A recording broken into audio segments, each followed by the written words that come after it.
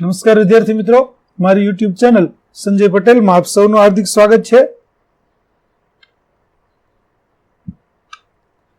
મિત્રો, આજના વિડીયોની અંદર આપણે ધોરણ 10 વિષય છે સામાજિક વિજ્ઞાન, જેનો પાઠ 11મો, જેનું નામ છે ભારત જળ સંસાધન.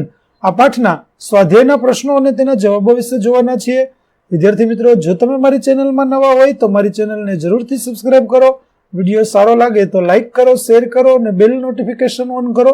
તેમજ વિદ્યાર્થી મિત્રો, ધોરણ 10 તમામ વિષયના સ્વાધ્યાય સોલ્યુશનની પીડીએફ જોવા માટે પ્લે સ્ટોરમાં જઈ અમારી એપ્લિકેશન વિશ્વગુરુ સંજય પટેલ ડાઉનલોડ કરી તમારા મોબાઈલમાં ઇન્સ્ટોલ કરો, જેમાં આપણે ધોરણ 10 તમામ વિષયના સ્વાધ્યાય સોલ્યુશનની પીડીએફ જોવા મળશે. તો આશા રાખું છું અમારી એપ્લિકેશન આપને ગમશે, જરૂરથી ડાઉનલોડ કરજો. તો ચાલો મિત્રો, હવે શરૂ કરીએ પાઠ 11 ભારત જળ સંસાધન.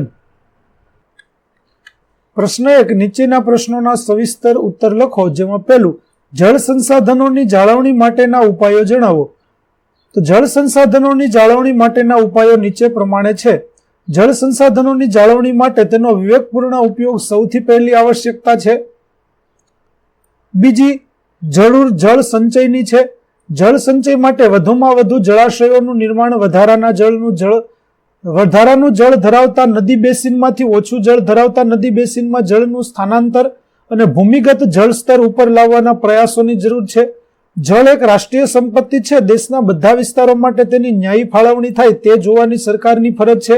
આ અંગે કોઈ આંતરરાજ્ય જળ વિવાદ હોય તો તેનો જલ્દીથી ઉકેલ લાવવો જરૂરી છે, જેથી નદીઓ પર બંધ બાંધીને થતા જળાશયોનું નિર્માણ અટકી ન પડે. જળ સંસાધનોની જાળવણી માટે જળ પ્લાવિત ક્ષેત્રોનો વિકાસ અને વૃષ્ટિ જળ સંચય બહુ અગત્યના ઉપાયો છે.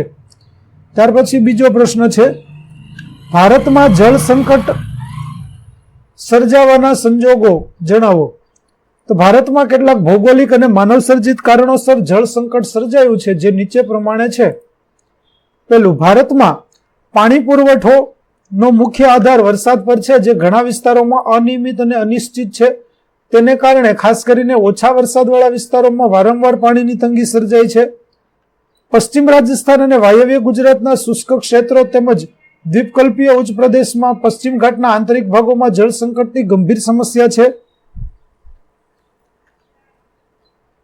ભારતમાં છેલ્લા 4 દાયકામાં સ્ફોટક વસ્તી વધારો થયો છે. નિરંતર વધતી જતી વસ્તી માટે અનાજ અને રોકડિયા પાકોની વધતી માંગ, વધતું જતું શહેરીકરણ અને લોકોના ઊંચે જઈ રહેલા જીવન ધોરણના કારણે પાણીની વપરાશમાં ઝડપી વધારો થઈ રહ્યો છે. પરિણામે તે પાણીની અછત અને નિરંતર વધતી જાય છે. આજે પણ ભારતમાં 8% શહેરોમાં અને લગભગ 50% ગામડામાં પીવાલાયક પાણીની અછત છે. પાણીની સિંચાઈની અને ઉદ્યોગની જરૂરિયાત પૂરી કરવા વર્તમાન સમયમાં કુવા અને ટ્યુબવેલ દ્વારા જમીનમાંથી પણ ભૂમિગત જળ વધુ ખેંચાઈ રહ્યું છે. પરિણામે ભૂમિગત જળની સપાટી નીચી ગઈ છે અને ભૂમિગત જળના જથ્થામાં પણ મોટો ઘટાડો થયો છે. આ ઉપરાંત અનેક પ્રવૃત્તિઓ માટે વપરાતા પાણીની ગુણવત્તા પણ ઘટી છે. શહેરી ગટરો અને ઔદ્યોગિક એકમોના મલિન જળથી પાણીનું પ્રદૂષણ વધી ગયું છે. ત્યાર પછી પ્રશ્ન 3 છે, વૃષ્ટિ જળ સંચય વિશેની માહિતી આપો. તો ભૂમિગત જળનો જથ્થો વધારવા માટે વૃષ્ટિ જળ સંચય કરવો જરૂરી છે. આ પ્રવૃત્તિઓમાં કુવારા, બંધારા, ખેત તલાવડી વગેરેના નિર્માણ દ્વારા વરસાદના પાણીને એકઠું કરવામાં આવે છે.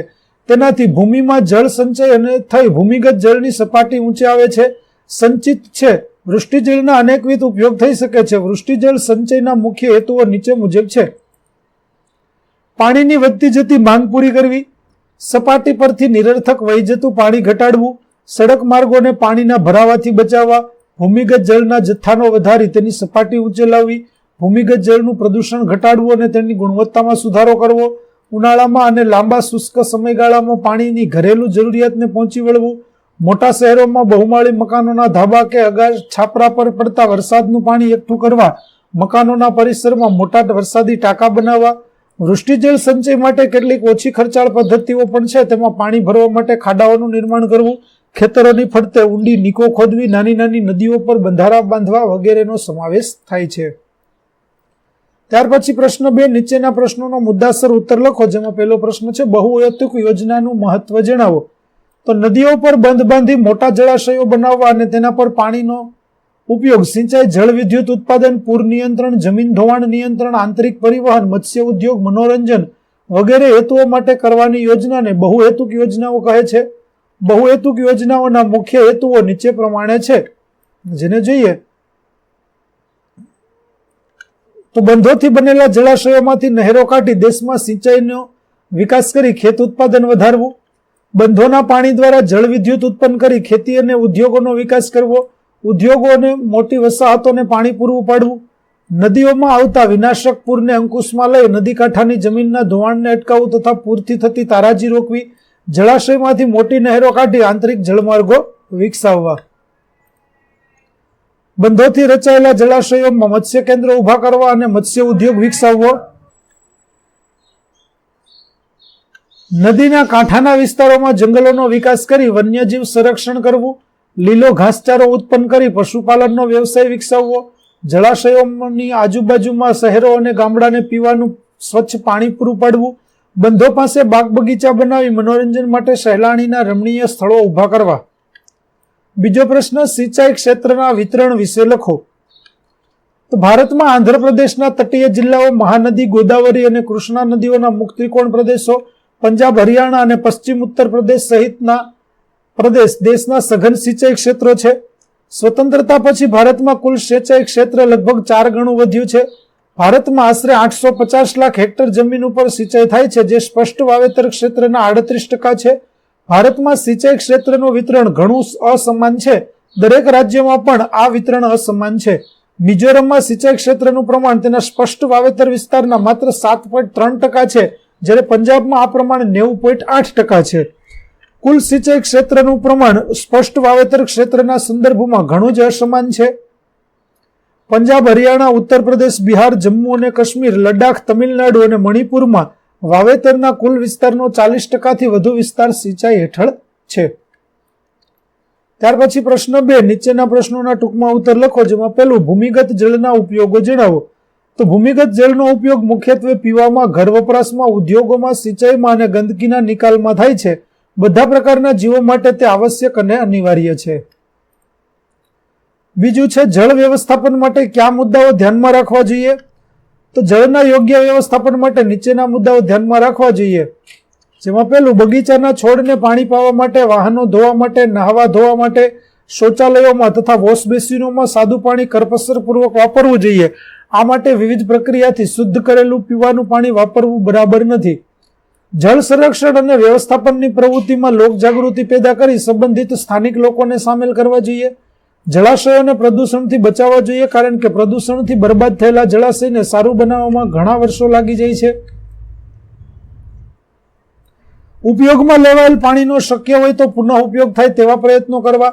ભૂમિગત જળનો ઉપયોગ કરતા એકમો પર દેખરેખ રાખવી. કુવા, ટ્યુબવેલ, ખેત તલાવડી જેવા જળસ્ત્રાવના એકમોનો વધારો કરવો.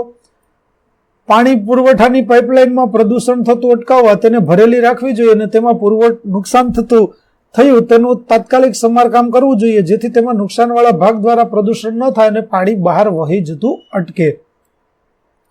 ત્યાર પછી પ્રશ્ન 4, વિકલ્પ પસંદ કરો, જેમાં પહેલું, પૃષ્ઠીય જળનો મુખ્ય સ્ત્રોત કયો છે? તો જવાબ આવશે સી, નદીઓ. ત્યાર પછી નીચેની બહુહેતુક યોજનાઓને તેના લાભાન્વિત રાજ્યની સાથે જોડી યોગ્ય ક્રમ પસંદ કરો. તો જવાબ આવશે તેમાં બી. ત્રીજો, નીચેના પૈકી કયું વિધાન સાચું નથી? તો જવાબ આવશે બી, હિમાલયમાંથી નીકળતી નદીઓ મોસમી નદીઓ કહેવાય છે. ત્યાર પછી ચોથું છે, વર્ગખંડમાં ખેત તલાવડી વિશે વિદ્યાર્થીઓની ચર્ચા દરમિયાન રજૂ થયેલું કયું વિધાન યોગ્ય છે? તો જવાબ આવશે ડી, દક્ષ. તે વૃષ્ટિજળ સંચયની એક પદ્ધતિ છે. પાંચમું, નીચેની બહુહેતુક યોજનાઓને તેમના સ્થાનના આધારે ઉત્તર દિશાથી દક્ષિણ દિશા તરફ ગોઠવતા કયો વિકલ્પ સાચો જણાય છે? તો ભાખરા નાંગલ, ચંબલની ખીણ, નર્મદાની ખીણ અને નાગાર્જુન સાગર. તો વિદ્યાર્થી મિત્રો, અહીં આપણું પાઠ 11 ભારત જળ સંસાધનના સ્વાધ્યાયના પ્રશ્નો અને તેના જવાબો છે તે પૂરા થાય છે. આગળના પાઠના સ્વાધ્યાયના પ્રશ્નો અને તેના જવાબો મેળવવા મારી ચેનલને જરૂરથી સબસ્ક્રાઇબ કરો.